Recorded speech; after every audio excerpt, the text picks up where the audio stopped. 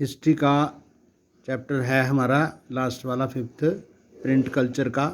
Print comes to India. The printing press first came to Goa. सबसे पहले printing press जो थी वो गोवा में आई with Portuguese missionaries in the mid 16th century. जो पुर्तगीज़ मिशनरी थे वो 16वीं शताब्दी में इसे लेके आए। Jesuit priest learnt Konkani and printed several tracts. तो वहाँ पर उसके जो प्रीस्ट थे उन्होंने कोंकणी भाषा सीखी और उसके बहुत सारे प्रिंट निकाले। By 1674 about 50 books had been printed in Konkani. तो 1674 तक 50 किताबें जो थी कोंकणी में छपी एंड इन कनारा लैंग्वेज। तो कनारा लैंग्वेज में भी छपी। Catholic priest printed the first Tamil book in 1579। जो कैथलिक पादरी थे उन्होंने तमिल भाषा में 1579 में कोचीन में पहली तमिल बुक छापी। And in 1713 the first Malayalam book was printed by them. उनके द्वारा 1713 में पहली मलयालम बुक छपी। By 1710 Dutch protestant missionaries had printed 32 Tamil text, many of them translations of older works। तो जो डच प्रोटेस्टेंट जो थे मिशनरीज थे अंग्रेज़ जो थे वो डच भाषा के उन्होंने 32 तमिल टेक्स्ट छापे जो कि पुरानी भाषाओं के पहले के काम के ट्रांसलेशन थे। The English language press did not grow in India till quite late, even though the English East India Company began to import presses from the late 17th century। तो अंग्रेजी भाषा की जो प्रेस थी इंडिया में उतनी देर तक ग्रो नहीं करी जितनी देर तक इंग्लिश ईस्ट इंडिया कंपनी में जो प्रेसेस थी वहाँ से उन्होंने इंपोर्ट नहीं की 17th सेंचुरी तक।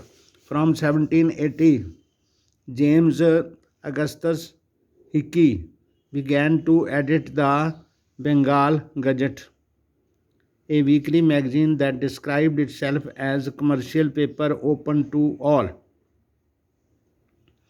तो जेम्स अगस्त जो था उसने बंगाल गजट जो था उसका एडिशन शुरू किया जेम्स अगस्तस हिक्की ने, जो कि बंगाल की एक ऐसी मैगज़ीन थी जो अपने आप को ऐसा व्यावसायिक पत्र समाचार पत्र मानती थी जो सभी पढ़ सकते थे। बट इन्फ्लुएंस्ड बाय नन, परंतु उस पर किसी का असर ऐसा कहते थे कि इस पर किसी का असर नहीं है।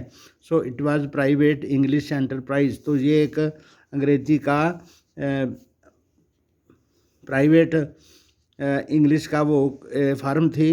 Proud of its independence from colonial influence. वो कहते थे कि हमारे ऊपर कॉलोनियल रूल का कोई असर नहीं है। That began English printing in India, जिससे अंग्रेजी का छपाई भारत में शुरू हुई। Hicky published a lot of advertisement including those that related to the import of sale of slaves.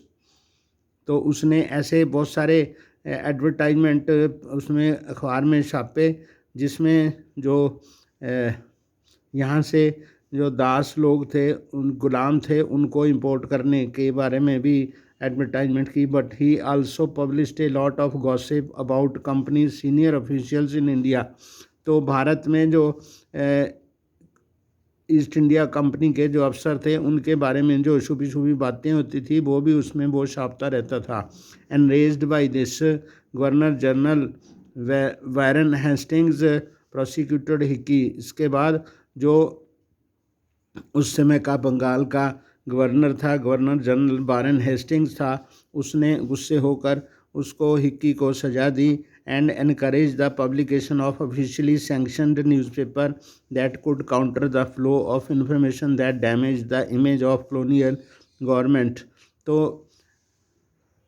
उन्होंने सरकार द्वारा मान्यता प्राप्त अखबारों को ही छपने की आज़ादी दी ताकि जो पहले कॉलोनियल रूल के बारे में बुरी खबरें जो थी उनका मुकाबला करने के लिए। By the close of 18th century, a number of newspapers and journals appeared in print. तो बहुत सारे जो अखबारें थीं 80वीं सदी के अंत में, तो बहुत सारे अखबारें और मैगजीन्स जो थी प्रिंट में छपी. There were Indians too who began to publish Indian newspaper. तो तब भारतीय भी शामिल हो गए जिन्होंने अखबार छापने शुरू किए. The first to appear was the weekly Bengal gazette. सबसे पहले जो छपा वो साप्ताहिक बंगाल गजट था. Brought out by Gangadhar Bhattacharya ji ने बनाया. Who was close to Ram Mohan Roy, जो कि राम मोहन राय का साथी था. As late as 1768, a William Bowles affixed a notice on a public building in Calcutta. तो एक व्यक्ति था बिलिंग बोल्स, उसने पब्लिक बिल्डिंग पर कलकत्ता में एक नोटिस छापा. To the public, Mister Bolt takes this method of informing the public that the want of printing press in this city being of great disadvantage in business. तो उसने ये लिखा कि पब्लिक के लिए सूचना के लिए मैं लिखता हूँ कि प्रिंटिंग प्रेस का जो बिजनेस है, the want of a printing press in this city being of a great disadvantage in business. तो उसको बिजनेस में घाटा हो रहा है. But he is going to give the best encouragement to any persons who are versed in business of printing. तो अगर घाटा हो रहा है प्रिंटिंग में तो मैं ये चाहता हूँ, मैं उनको हौसला अफजाई करूँगा जो भी व्यक्ति कोई प्रिंटिंग बिजनेस में शामिल होना चाहे. Bolts however left for England soon after and nothing came of the promise. तो बोल्ट जो था वो उसके बाद इंग्लैंड चला गया और उसने जो वादा किया था उसका कुछ नहीं हुआ.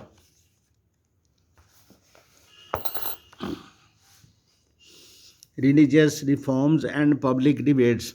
धार्मिक सुधार और पब्लिक की बहस. From the early 19th century, 19वीं शताब्दी के शुरू में, as you know there was intense debates around religious issues. तो धार्मिक मुद्दों पर बहुत ज़्यादा लोगों में बहस छिड़ गई थी. Different groups confronted the changes happening with in colonial society in different ways. तो कॉलोनियल समाज में बहुत सारी जो चेंजेस हो रही थी उनके अलग अलग जो ग्रुप थे, लोगों के जो अलग अलग ग्रुप थे वो उसका उन बातों का विरोध करते थे जो कॉलोनियल सोसाइटी में हुई. And offered a variety of new interpretations of the beliefs of different religions. तो अलग अलग धर्मों के जो विचार थे उनके बारे में, सुधार के बारे में उन्होंने बहुत सारी खबरें ऑफ़र की.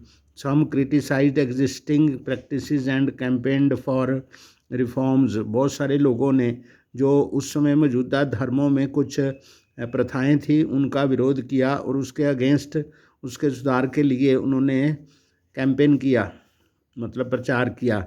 While others countered the arguments of reformers. बाकी दूसरों ने उस सुधारवादी लोगों के बहस का जवाब दिया.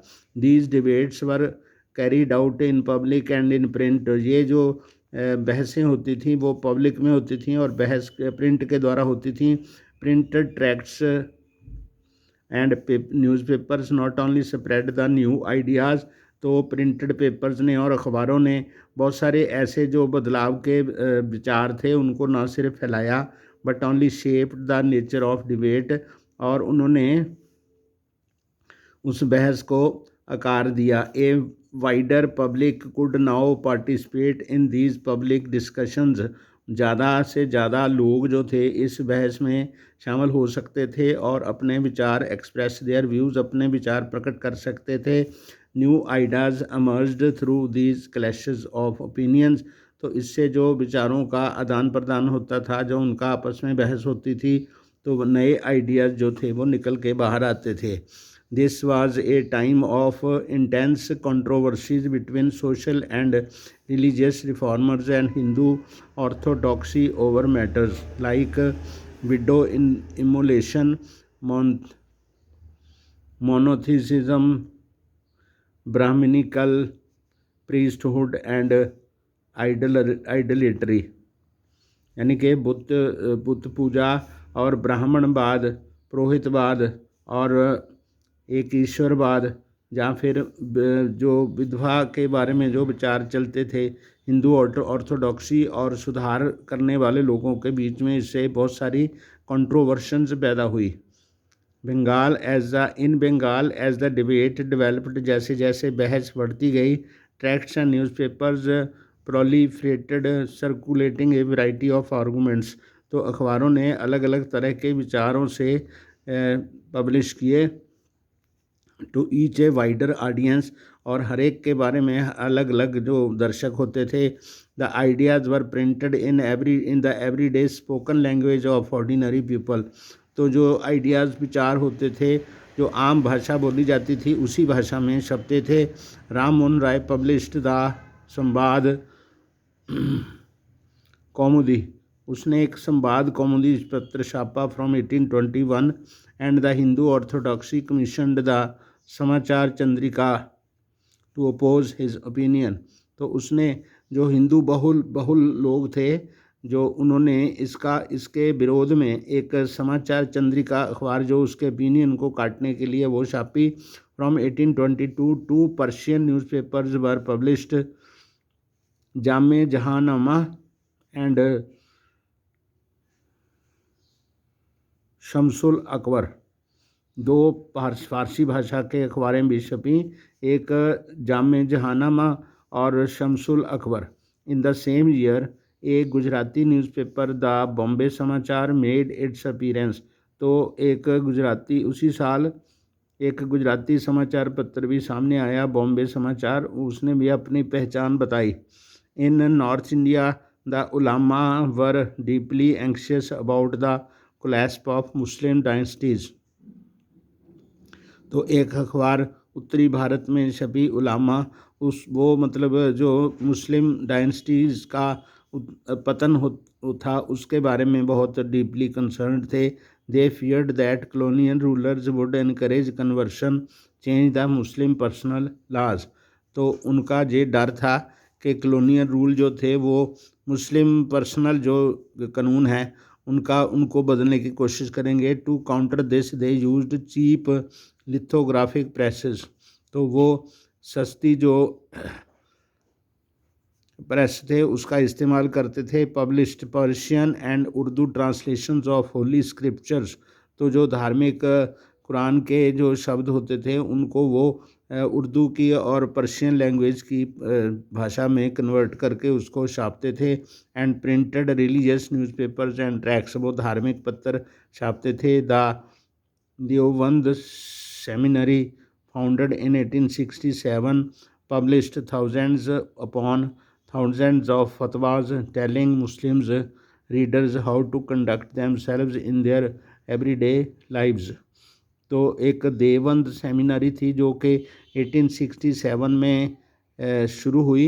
उसने बहुत सारे हज़ारों फतवे इस बात को कहते हुए कि मुस्लिम रोज़ाना अपनी ज़िंदगी को कैसे बिताएं वो फतवा देते थे। एंड फतवा का मतलब होता है धार्मिक आगू जो होते हैं वो एक फरमान निकालते हैं, यानी कि आज्ञा निकालते हैं कि उसका पालन होना चाहिए, तो उसको फतवा कहते हैं।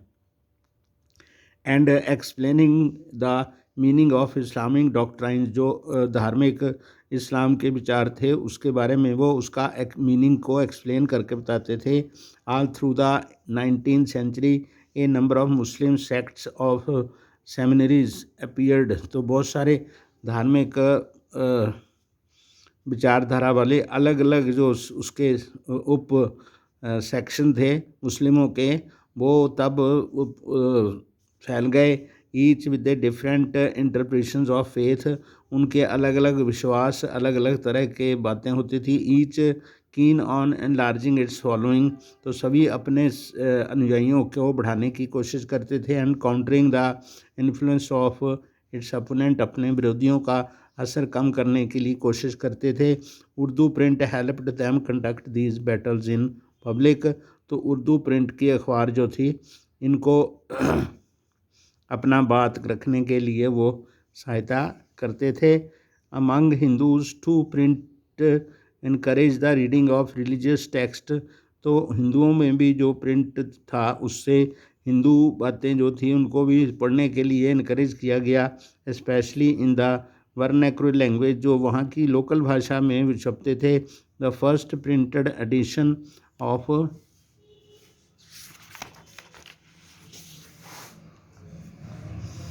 The Ramcharitmanas of Tulsidas, a 16th century text, came out from Calcutta in 1810।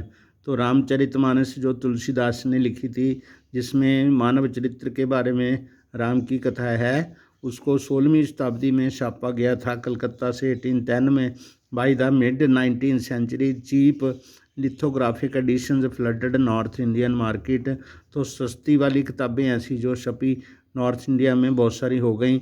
From the 1880s, the Naval Kishore Press in Lucknow and the Shri Venkateshwar Press in Bombay published numerous religious texts in vernacular यानी आम भाषाओं में। उन्होंने श्री वेंकटेश्वर जी ने और नवल किशोर जी ने लखनऊ में ये छापे, बॉम्बे में छापे।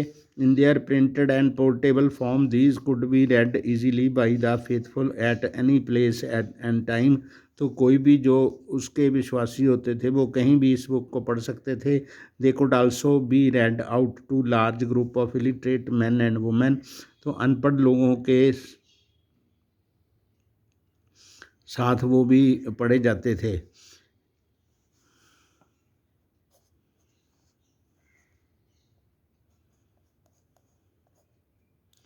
उनको पढ़ के सुनाए जाते थे।